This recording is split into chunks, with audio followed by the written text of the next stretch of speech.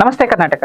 ನಾನು ನಿಮ್ಮ ಹರೀಶ್. ನಿನ್ನೆ ನಾನು ನಿಮಗೆ ಹೇಳ್ತಾ ಇದ್ದೆ ಏಸರ್ ರಿಪೋರ್ಟ್ ಅಲ್ಲಿ ಏನೆಲ್ಲ ಪ್ರಾಬ್ಲಮ್ಸ್ ಇದೆ ಅಂತ ಹೇಳಿ. ಅಂದ್ರೆ ಏಸರ್ ರಿಪೋರ್ಟ್ ಅಲ್ಲಿ ಸಮಾಜದಲ್ಲಿ ಮಕ್ಕಳ ವಿದ್ಯಾಭ್ಯಾಸದಲ್ಲಿ ಏನೆಲ್ಲ ಪ್ರಾಬ್ಲಮ್ಸ್ ಇದೆ ಅಂತ ಹೇಳಿ ಒಂದು ಚಿಕ್ಕ ಬ್ರೀಫ್ ಔಟ್ ಮಾಡಿದ್ದೆ. ಇವತ್ತು ಬಂದ್ಬಿಟ್ಟು ಅದಕ್ಕೆ ಮೂಲಭೂತ ಕಾರಣಗಳನ್ನ ಹೇಳ್ತಾ ಹೋಗ್ತೀನಿ. ಈಗ ಒಂದು ಮಗು ಬಂದ್ಬಿಟ್ಟು ಹಳ್ಳಿಲಿದೆ ಅಂತ ಹೇಳಿದ್ರೆ ಆ ಹಳ್ಳಿಲಿ ಎಷ್ಟು ಶಾಲೆಗಳಿದೆ ಅಂತ ಹೇಳಿ ಯೋಚನೆ ಮಾಡ್ಬೇಕು. ಅರ್ಬನ್ ಅಂದ್ರೆ ಬೆಂಗಳೂರು ಅಂತ ಸಿಟಿಗಳಲ್ಲಾಗಿದ್ರೆ ನಿಮಗೆ ರೋಡ್ ಒಂದು ಗಲ್ಲಿಗೊಂದು ಸ್ಕೂಲ್ ಇದೆ. ಅದೇ ಒಂದು ಹಳ್ಳಿಗೆ ಹೋದ್ರೆ ತುಮಕೂರ್ನ ತಗೊಳ್ಳೋದ, ತುಮಕೂರಲ್ಲಿ ಆಲ್ಮೋಸ್ಟ್ 840 ಹಳ್ಳಿಗಳಿದೆ. 840 ಹಳ್ಳಿಗಳಲ್ಲಿ ಎಷ್ಟು ಹಳ್ಳಿಗಳಲ್ಲಿ ಶಾಲೆಗಳಿದೆ? ಪ್ರಾಥಮಿಕ ಶಾಲೆ ಎಷ್ಟಿದೆ, ಅದಾದ್ಮೇಲೆ ಪ್ರೌಢಶಾಲೆಗಳು ಎಷ್ಟಿದೆ? ಈ ಎರಡರ ಡಿಫ್ರೆನ್ಸ್ ಮೇಲೆ ಮಗು ಬಂದ್ಬಿಟ್ಟು ಎಷ್ಟು ಓದ್ತಿದೆ ಅಂತ ಹೇಳಿ ಹೇಳುವಲ್ಲೆ. ಅದಾದ್ಮೇಲೆ ಸರ್ವ ಶಿಕ್ಷಣ ಅಭಿಯಾನ ಅಂತ ಹೇಳಿ ಸ್ಟಾರ್ಟ್ ಮಾಡಿದ್ರು. ಅದಾದ್ಮೇಲೆ ಮಿಡ್ ಡೇ ಮೀಲ್ ಸ್ಕೀಮ್ ಅಂತ ಹೇಳಿ ಸ್ಟಾರ್ಟ್ ಮಾಡಿದ್ರು. ಎಲ್ಲಾನು ಏನಕ್ಕೆ ಮಾಡಿದ್ರು? ಮಕ್ಕಳನ್ನ ಶಾಲೆಗೆ ಕರ್ತರೋದಕ್ಕೆ ಏನ್ ಮಾಡ್ಬೇಕು ಅದಷ್ಟನ್ನು ಮಾಡಿದ್ರು. ಬಟ್ ಆ ನಂತರ ಮಕ್ಕಳು ಶಾಲೆಯಲ್ಲಿ ಕಲಿಬೇಕಾದ್ರೆ ಏನ್ ಮಾಡ್ಬೇಕು ಅಂತ ಹೇಳಿ ನಮ್ಮ ಸರ್ಕಾರ ಮಾಡ್ತಿದ್ಯಾ? ಮೊದಲನೇ ಕ್ವಶನ್ ಮಾರ್ಕ್. ಮಾಡ್ತಾ ಇದೆ ಅಂತ ಹೇಳಿದ್ರೆ ಏನಕ್ಕೆ ಫಲ ಕೊಟ್ಟಿಲ್ಲ? ಎರಡನೇ ಕ್ವಶನ್ ಮಾರ್ಕ್.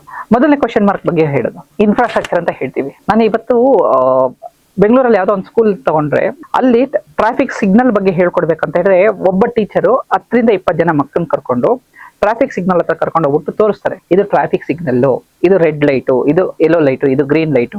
ರೆಡ್ ಲೈಟ್ ಬಂದಾಗ ಏನ್ ಮಾಡುತ್ತೆ, ಗಾಡಿಗಳು ನಿಂತ್ಕೊಳ್ಳುತ್ತೆ ಅಂತ ಹೇಳಿ ಪ್ರಾಕ್ಟಿಕಲ್ ಆಗಿ ತೋರಿಸ್ತಾರೆ.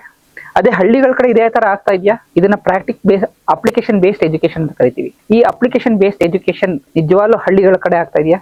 ಅದು ಕ್ವಶನ್ ಮಾರ್ಕ್. ಹೋಗ್ಲಿ ಸರ್ಕಾರಿ ಶಾಲೆಗಳಲ್ಲಿ ಈ ತರ ಆಗ್ತಾ ಇದೆಯಾ? ಇಲ್ಲ. ಆಯ್ತು, ಅದನ್ನ ಏನೋ ಸರಿಪಡಿಸ್ಕೊಳ್ಳೋದಕ್ಕೆ ಏನೆಲ್ಲ ದಾರಿಗಳಿದೆಯೋ ಅದನ್ನ ಮಾಡುವ. ಎರಡನೇದು, ಈ ತರ ಅಪ್ಲಿಕೇಶನ್ ಬೇಸ್ಡ್ ಎಜುಕೇಶನ್ ಹೇಳ್ಕೊಡ್ದಂಗೆ ಮೊದಲನೇ ಕ್ಲಾಸ್ ಫಸ್ಟ್ ಸ್ಟ್ಯಾಂಡರ್ಡ್ ಅಥವಾ ಸೆಕೆಂಡ್ ಸ್ಟ್ಯಾಂಡರ್ಡ್ ಏನ್ ಹೇಳ್ಕೊಡ್ತೀವಿ? 2 1 2, 2 1 2, 2 2 4, 2 3 6. ಮಕ್ಕಿ ಕಾ ಮಕ್ಕಿ ಅಂದ್ರೆ ಮೆಮೊರೈಸೇಷನ್ ಮಾಡಿಸ್ತಿದೀವಿ. ಮಕ್ಳಿಗೆ ಅರ್ಥ ಮಾಡಿಸ್ಲಾ. 2 1 2 ಹೇಗಾಗ್ತಿದೆ, 2 2 4 ಹೇಗಾಗ್ತಿದೆ, 2 3 6 ಹೇಗಾಗ್ತಿದೆ. ಆ ಮಲ್ಟಿಪ್ಲಿಕೇಶನ್ ರಿಪಿಟೇಟಿವ್ ಅಡಿಷನ್ ಅಂತಾನು ನಾವು ಹೇಳ್ಕೊಡ್ತಾ ಇಲ್ಲ. ಮಕ್ಳಿಗೆ ಅದು ಕೇಳೋ ಏಜ್ ಬರೋ ಅಷ್ಟರಲ್ಲಿ ಅದ್ರ ಬಗ್ಗೆ ಆಸಕ್ತಿ ಹೋಗ್ತಿರುತ್ತೆ. ಮೊದಲನೇದು ಅಪ್ಲಿಕೇಶನ್ ಬೇಸ್ಡ್ ಎಜುಕೇಶನ್, ಎರಡನೇದು ಮೆಮೊರೈಸೇಷನ್. ಈ ಎಜುಕೇಶನ್ ಸಿಸ್ಟಮ್ ನ ಕೆಟ್ಟ ಚಾಳಿ ಅಂತ ಹೇಳ್ಬೋದು. ನೆಕ್ಸ್ಟ್ ಮೂರನೇದು, ಶಾಲೆಯಲ್ಲಿ ಟೀಚರ್ ಒಬ್ಬರೇ ಹೇಳ್ಕೊಡೋದಕ್ಕಾಗುತ್ತಾ? ಮನೇಲಿ ಪೇರೆಂಟ್ಸ್ ಹೇಳ್ಕೊಡ್ಬೇಕಲ್ಲ. ಮನೇಲಿ ಪೇರೆಂಟ್ಸ್ ಹೇಳ್ಕೊಡೋದಕ್ಕೆ ಪೇರೆಂಟ್ಸ್ ಬಂದ್ಬಿಟ್ಟು ಸುಶಿಕ್ಷಿತರಾಗಿರ್ಬೇಕು. ಆಗಿದಾರ? ಇಲ್ಲ. ನಮ್ಮ ಇಂಡಿಯಾದ ಲಿಟ್ರಸಿ ರೇಟ್ ಬಂದ್ಬಿಟ್ಟು ಅರೌಂಡ್ 90% ಇದೆ. 85 to 90% ಇದೆ. ಈ ಲಿಟ್ರಸಿ ರೇಟ್, ಇಂಡಿಯಾದಲ್ಲಿ ಲಿಟ್ರಸಿ ರೇಟ್ ಅಂದ್ರೆ ಏನ್ ಗೊತ್ತಾ? ನಿಮ್ಮ ಹೆಸರನ್ನ ನೀವು ಕ್ಲೀನ್ ಆಗಿ ಬರೆದ್ರೆ, ಹೆಬ್ಬೆಟ್ಟುತ್ತದೆ ನಿಮ್ಮ ಹೆಸರನ್ನ ನೀವು ಬರೆದ್ರೆ ನೀವು ಲಿಟ್ರೇಟ್ ಅಂತ ಕರಿತೀವಿ. But I doubt it. Personally literate ಅಂತ ಹೇಳಿದ್ರೇನು, ಒಂದು ಸ್ಟೇಟ್ಮೆಂಟ್ ನ ಕ್ಲೀನ್ ಆಗಿ ಓದಿ ಅದನ್ನ ಅರ್ಥ ಮಾಡ್ಕೊಂಡು ಇನ್ನೊಬ್ರಿಗೆ ಅರ್ಥ ಮಾಡಿಸೋ ಲೆಕ್ಕಾಚಾರದಲ್ಲಿ ಇದ್ರೆ ಲಿಟ್ರೇಟ್ ಅಂತ ಹೇಳ್ಬೇಕು. Only for the sake of some advisories ಅಥವಾ ಏನೋ ನನಗೆ ಡಾಕ್ಯುಮೆಂಟೇಶನ್ಗೋಸ್ಕರ ಏನೋ ನನ್ನ ಲಿಟ್ರಸಿ ರೇಟ್ 90% ಇದೆ ಅಂತ ಹೇಳೋದು ತಪ್ಪಾಗುತ್ತೆ.